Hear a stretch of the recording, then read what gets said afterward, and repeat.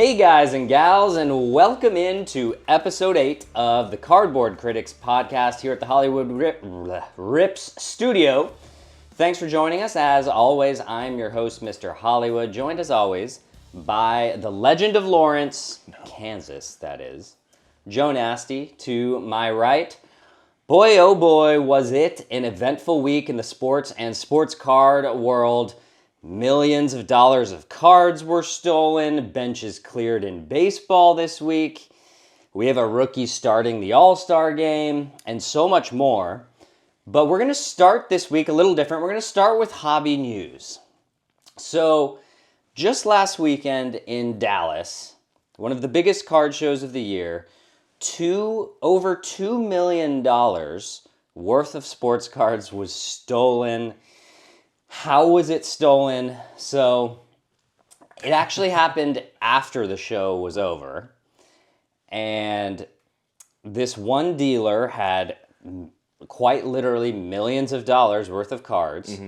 We'll throw a few of them on the screen so you guys can see them. But there were multiple 1952 Topps Mickey Mantles. We had rookie Willie Mays cards. We had Mantle 51 Bowmans. You name it, kind of vintage-wise, it was there. Yeah.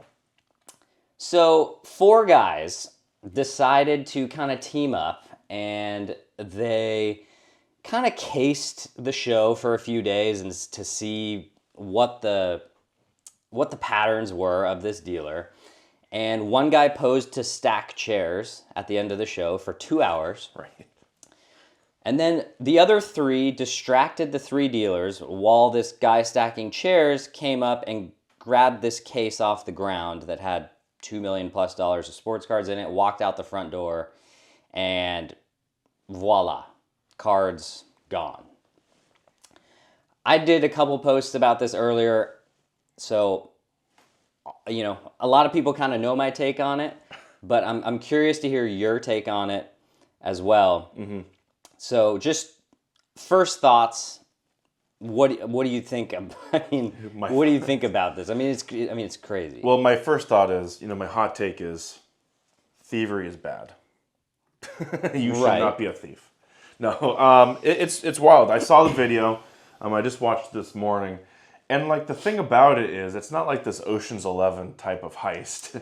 They did their planning, like you said, but basically, here's the main thing. The security was just terrible for such a big event and so much going on, because all that happened is one guy who doesn't work there stayed behind a stack chairs. So that should have been maybe tip off number 1. Be like, why is that fan over there working? And then all they did was someone walked up with a cell phone. They said to a poor worker, it looked like a kid too, who they were talking to. They said, "What's going on here? What's that over there?" He looked there. And he grabbed the case, and that was that. So it wasn't even that it wasn't that in depth. My favorite part of this whole thing, though, actually has nothing to do with it, is when I watched the video, an ad came up, and the ad was for the company, I think a kitchenware, right, called Ninja. How apropos that something called Ninja and this little theft scheme came up. So target adding at its best. This was something where I was laughing too, because a lot of people, and don't get me wrong, and I think a lot of people took this a little harshly when I posted about it earlier in the week. I feel horrible for these guys. I do. It's hard not to. Sure. But at the same time, people say, "Oh, this was such a coordinated event." This was 3 guys distracting 3 guys while someone else grabs something. Mm-hmm. This is like me tapping you on this shoulder and then just being like, oh, and then I'm gone. This is not this isn't rocket science. This isn't like a heist, in terms of like you said. This isn't like Ocean's 11 or something. Guys in a box, ninjas. Yeah, and he's flipping through the vault with the lasers and so. This is nothing like that, and it just goes to show that. I just think the card world needs to do a better job in terms of safety when you're transporting this type of stuff. Like Rick Probstein, who's one of the biggest auction guys in the sports world, went on the next day, and he said, when I travel with $1 million+ worth of product, I hire private security that their only job is to stand there at the table and behind the table and watch those cars. That's their only job. He stores them in a vault, and when he comes out with them, they're handcuffed to him in a case. I mean, you have to take these precautions. It's common sense. The case was just left under the table, right? The case was on the floor. That's like a little briefcase? Yeah. Yeah, I mean, you're kind of asking like for? A briefcase on the floor. And it's, are people leaving cases open for people? Isn't that literally the plot of Dumb and Dumber? I mean, literally. It is. Which is why I think just, if you're selling cards at a show, protect them. Just common sense. Just protect them. And I think it also falls a little bit on the show. Oh, yeah. The show needs to have security at every single door too. Just be more OCD like I am. Yeah, exactly. Like where's my briefcase? I'm going to go to the bathroom. I'm taking it with me. Or like stuff like that. Exactly. Truly though. If I go to the airport and I have like my little rolling bag, it's not leaving like 1 inch of me. And all I'm worried about is my underwear. Like, let alone everything else. Right, like, oh man, I had to buy a new phone charger. Truly, that's my biggest issue. Oh man, so, we're not talking about replacing my $135,000 1952 Topps Mickey Mantle. I mean, it's ridiculous. If I can be that worked up over my toothpaste, you can be that worked up over $1 million+ in cards you brought. I agree with you. But we're going to move on to our MLB update for the week. It was an eventful week. Yeah. We are approaching the All-Star game. The Orioles are a game up on the Yankees. We have the Guardians 4.5 games up in their division. Seattle, a game? I think a game up. Houston, though, is really in the rearview mirror. They are well over 500 now after that horrific start. Philly running away with that division after sweeping the Dodgers. Milwaukee, 3.5. Dodgers, 7. We did have our first benches clearing brawl of the season. Yes. And who better than the Yankees and the Orioles? Heston Kjerstad was drilled in the helmet, not in this helmet. Heston Kjerstad hit in the head. Benches cleared. Of course, the All-Star game coming up. Paul Skenes was named the NL starter in the All-Star game. We're going to talk a lot about Skenes later, so we'll get into that later. But any thoughts on how the last week in baseball has gone? What did you think of this new budding Orioles-Yankees rivalry? What's the latest in the legend of Lawrence's mind? Yeah, there's really low standards if that's the case, especially for a school where Wilt Chamberlain also went to that school and everything we know about Wilt the Stilt. By the way, I digress. Yeah. By the way, we are wearing college polos, if you've noticed today. This is his alma mater. This is, of course, my alma mater. In celebration of NCAA sports video games coming back tomorrow. NCAA football releases tomorrow, so we are celebrating that accordingly. Yes. With 2 of the worst Division I programs in the country for football. In football? How dare you? We're going to be ranked this year. No, you won't. Yes, we are. No, yes, we are. Oh, you watched the preseason. We would crush you guys. Probably, but we're going to be ranked. But we are going to be ranked. We won a bowl game. I digress. You haven't been following. MLB. Not college football. It doesn't matter. The conferences are stupid anyways. Who cares? It's true. Here's the thing with MLB. First of all, and this popped in my head as you were talking about it, kind of weird that Skenes got announced this week, right? They usually do it at the press conference ahead of the All-Star game. Although, would not be surprised one bit if that was the offices in New York being like, we're going to pump this as hard as we can leading up to the All-Star game. Yeah. I have no doubt about that. Let's get Livy involved. I hear she's lovely.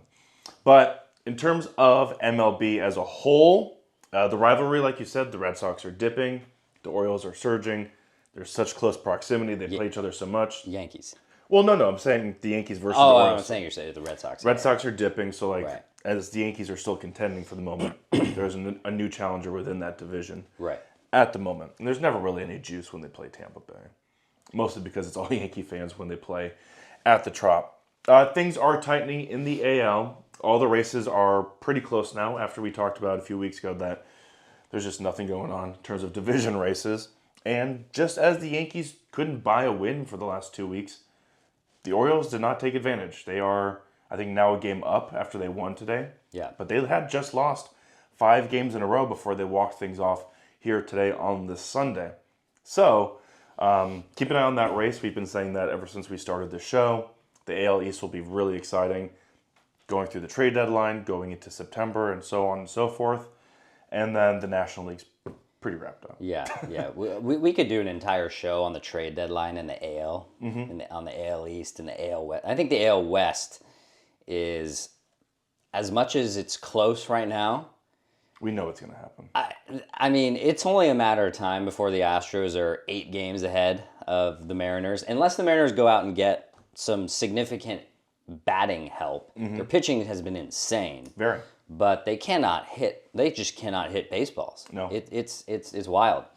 But we're going to move now to our card market update for the week. The SCI, Sports Card Investor, Top 500 was down about 1% over the past 2 weeks. Of course, basketball season has ended. Football is not playing right now. This is kind of known in the sports card world, in the hobby world, as kind of the summer dead period. For the people that love baseball, it's still a great time. Yeah. Like for us, it's still a great time. But it'll all pick up, and I think the SCI Top 500 as well will kind of pick up again as the football season nears. But what cards have been driving markets this week? Not surprisingly, number 1 is Paul Skenes and his 2023 first Bowman Chrome autograph in a PSA 10. That card is up 41.2% in the past 2 weeks with 26 sales. The last sale was $1,200. It was an $850 card a couple weeks ago. This card was $300 at the start of the season. What has Paul Skenes done so far this year to merit that sort of gain? Well, he's made 11 starts. He is 6-0. He is undefeated. He has a 1.9 ERA. I'm not looking at the stats. You just know this? He has a .92 whip. He's thrown 66 innings with 89 strikeouts. Yes, you're right. Anything else? Yes. 11 outings, 9 quality starts in 11 outings. Opponents are hitting 200 against him. He's top 10 in WAR with like 8 starts less than everybody else. But great mustache. Great stash. You can't ignore the fact that this is a $1,200 card now.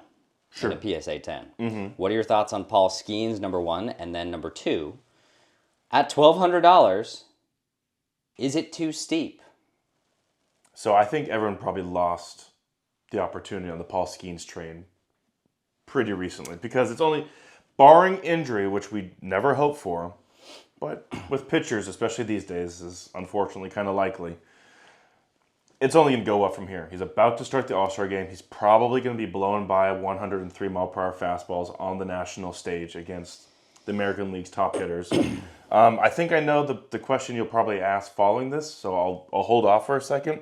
But yes, he is, and I made this point when we last spoke about Paul Skenes, because you look at the leaderboard in terms of stats, which he does not qualify with quite yet because of only throwing 66 innings, except for strikeouts, which is an accumulation stat, and he's right there in terms of MLB, 26th in the National League, 60th overall. By the way, just quick side note. I asked you a month ago. So, yes. I asked you a month ago, is Paul Skenes the best pitcher in baseball? Right. And I'd also like for you to answer that. So you can continue, but... That's what I was building to. Look, he's 9th in WAR for pitchers, and you mentioned that. That's pretty remarkable. 66 innings is not a lot, and the win-loss record is great. So he is obviously making the Pirates a better team. With 35% less starts. Right. So that's the thing. Like, the league, that's baseball. The league adjusts to you, you adjust back. They're not figuring anything out, actually. No. But he's getting better. So in terms of pitchers who have been there from day one, starting every 5th day since March. I'm going to say right now the best pitcher in baseball is Zach Wheeler. Okay. Overall, Fair. because you check the leaderboard and he's not really number 1 in everything, but he's all over the top 5 or top 10 in just about everything. But I'm gonna go back to the point I made when we first had this discussion. There's no other pitcher I would probably say I want to make appointment-based viewing other than Paul Skenes. Because when you look at the stats, when you look at who leads in what, no other name really tickles your pickle. You know, I don't want to tune in to see Tarek Skubal, even though he's actually also arguably the other best pitcher in baseball. Yeah. I don't really want to tune in to see Zach Wheeler. And I don't even care to watch the kid who pitched for Atlanta yesterday and is all over the stat board, and I don't even remember his name. Ronaldo Lopez. That's the one. So, is there any other pitcher whose name I see that I want to tune in and watch? No. So take that for what it's worth. Yeah, I'm with you on the injury part of it. And pitchers are risky. $1,200 for a PSA 10 of this. Look, I don't think there's a whole lot more room to grow into in terms of this card appreciating more from where it kind of is. Maybe it gets to the mid-thousands range or something, but you just have to be so wary of young pitchers, especially ones that throw this hard. But you know, Skenes, obviously, it's all about the fastball. It's all about the fastball split slider combo. Mm-hmm. Just ridiculous. The weird arm angle, too. The weird arm, yeah, but I feel like the one thing people don't talk about is what if Paul Skenes developed another pitch? What if he actually had, and he does have a changeup, but he only throws it 3% of the time. Sure. We'll throw his pitch arsenal / dispersion of how, you know, what percentage of the time he's throwing what up on the screen so you can see it now. But I think if Paul Skenes really learns how to throw his changeup efficiently, I think we could be looking at the best pitcher of the last 30 years. And that's a lot, considering that we have grown up watching the lowest live ball ERA pitcher of all time in Clayton Kershaw. Mm-hmm. I think Skenes could, you know, he avoids injury, keeps working on the changeup a bit. I mean, it could be ludicrous what Paul Skenes does. This is pretty clearly the best pitching prospect since Strasburg. 100%. Which 100%. Also, and I'll keep it tight right here, but I was really disappointed to see Skenes pulled from his no-hitter the other day. I was too. And it's because of what happened with Strasburg. Remember the innings limit on Strasburg and the whole thing, like they're going to make the playoffs and like you're going to shut him down? Yeah. Look what happened down in his career. He still had arm trouble. Still. So like, use him while you got him. Guys are their arms are either built and they're gonna survive it or they're not. Yeah. Whether you get to age 31 and it starts going or 35 and it starts going, pitching one inning less is not going to make a difference. Look at a horse like Shohei Ohtani. Yeah, he has a physical specimen, and his arms already popping a couple times. Yeah, and I gotta wonder.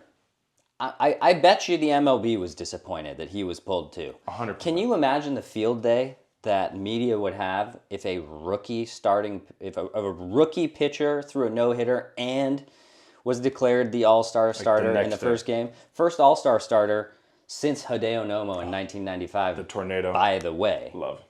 As we move to our second hot card of the week, and it's right fielder from the Cincinnati Reds organization, it's Rece Hinds.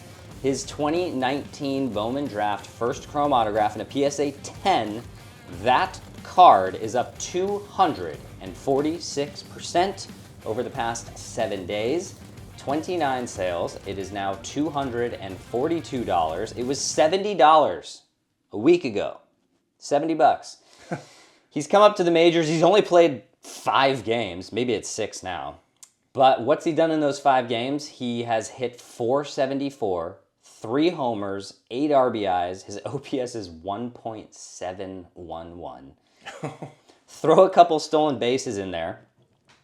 We kind of knew Rece Hinds had a lot of pop in his bat, even in the minors. Mm-hmm. But this being a hot card, I get it. Sure, it's like first time the guy's up, he's doing well. Smokes 3 homers. I think like more extra base hits in his first week than I think anyone ever. Mm-hmm. But you look at his stats in the minors. This dude strikes out a lot, and I mean a lot. Like more. I mean, I don't think it's quite Ellie numbers in terms of strikeouts, but it's close. Like it might be close. He had a 216 average in AAA before he got called up. Mm-hmm. He has a career 240 average in the minor leagues. Mm-hmm. So call me crazy. This dude might bop a few out, but he's not gonna be. He's gonna be hitting Mendoza line most likely. Yeah. He's gonna be a 200 to 230 hitter in the majors. Sure, he might hit 25 homers and steal 20 bases, but for me, this card at $242, it is an absolute do not buy it, in my opinion. What are your thoughts on it? I'm trying to think of all the classic either strikeout or home run, nothing in between hitters that we've... The one that pops to my mind for whatever reason is like late in his career, Ryan Howard, right? He won the MVP, and then like from the middle to end of his career, it was all homers or strikeouts. Yeah. But it was different. At least Ryan Howard was hitting like 50 plus homers and for sure. 300 for a couple That's why I'm trying to think of someone else. It's just in the moment not happening. It's hard. But we're on the same page. The Rece Hinds has never hit above 270 in a minor league season. And like in the minors, to be a superstar at the next level, you got to be ripping up the minors. You got to hit, yeah. Yeah. Before he got called up this year, he had the 5th highest strikeout rate in the minor leagues. He is a career 244 hitter in the minors, as you already mentioned. Light tower power, we know this, but it's either going to make contact with the ball and it's going to go far, or he's going to miss the ball. It's a 36% whiff rate down in the minors. That's what it's going to be. That's who he is. You either want it and live with it, or it is what it is. Yeah, I agree with you. Look, $250 for that card. He's kind of closing in on the same price as like Royce Lewis and Jackson Chourio. Mm-hmm. And Royce Lewis and Jackson Chourio are two entirely different. Mm-hmm. They're two totally different animals. I mean, those guys actually ripped up the minors and hit darn well close to 300 in the minors. Top prospect. Yeah, top prospect. I don't buy it, guys.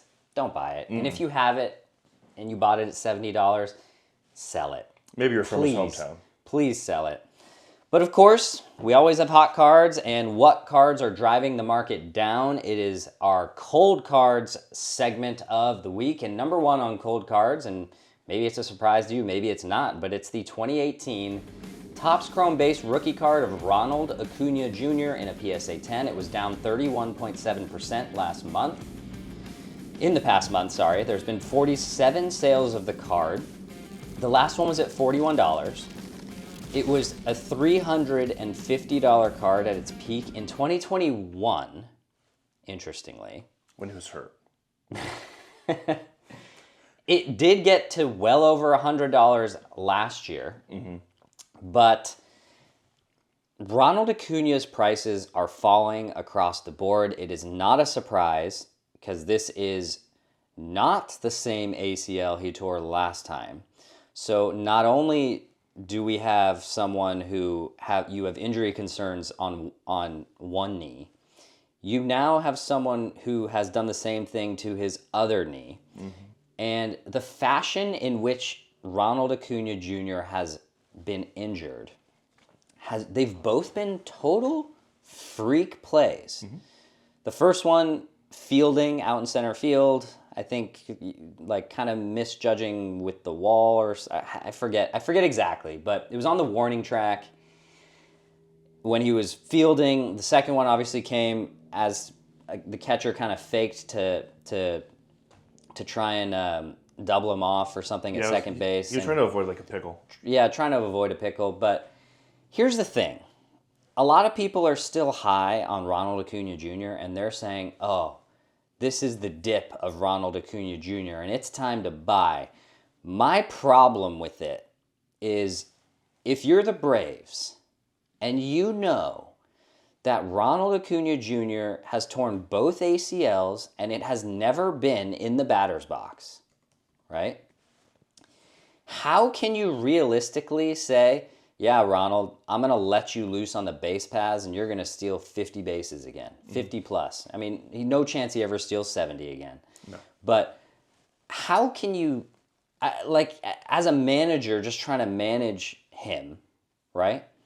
How can you even fathom that he's going to come close? Because what made him special? Hitting 40 home runs, sure, makes you special. And hitting 320 plus makes you special. But what set Ronald Acuna? What set Ronald Acuna apart from everyone else, realistically? His legs. It's the speed. 70 stolen bases. Most steals since, I don't know, stealing Steelers McGee. I don't know. I think his cards will never recover. That's my opinion. What are your thoughts on it? My thoughts are, what would stealing Steelers McGee's value be in today's marketplace? You'd be shocked. It would be a steal. Yeah, it would be a steal, exactly. Good Lord. I agree with you on many accounts on what you just said. So he had the magical year last year, did Ronald Acuna, not Steelers stealing McGee. He had a magical year back in the 40s, pre-war era. He did. With Ted Williams.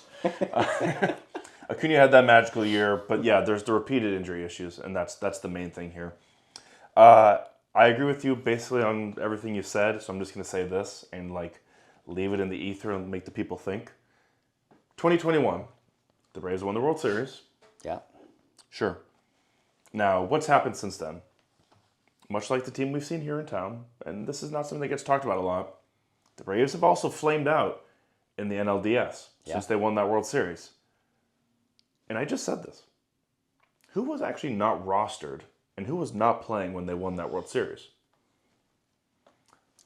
Now, that's just a fact. Yeah. He did not play in the World Series. He did not. And he has played the last couple of years when they've had very disappointing exits. You want to make something of that? Go ahead. I'm just putting stuff out there. Take it as you want.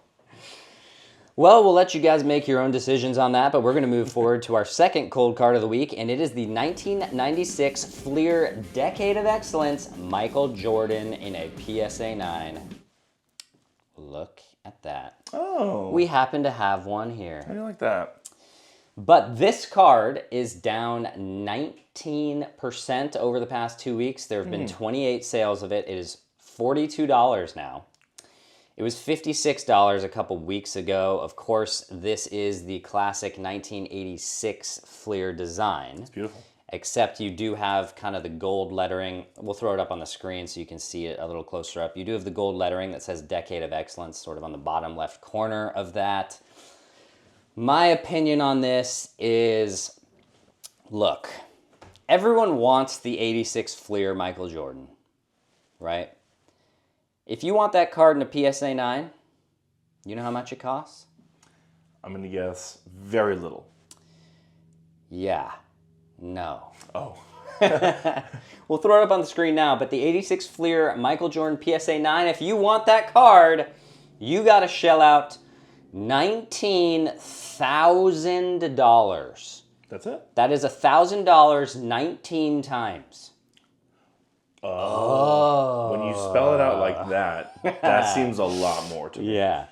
So, say you want that design, of course it's going to have this little gold stamped Fleer Decade of Excellence, whatever. You want the same design, the same card though in a PSA 9, still from the 90s. I mean, sure, it's a decade later. You're going to pay like $50, $45 for it.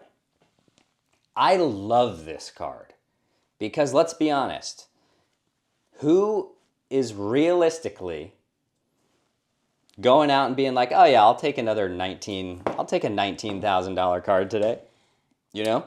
But you know, $50, you can have literally the same thing just with a little bit of gold on it. And you know what? The gold actually looks nice. I think it looks classy. So in my opinion, this is a cold card, but if you don't have one and you've always wanted the 86 Fleer but just can't quite muster the 1,019 times for a PSA 9, granted, if you want just like an authentic or a PSA 1 or 2, it'll probably be like $2,500 or $2,000 for an actual 86 Fleer. But if you don't want to spend thousands, Just buy this for $40, $45.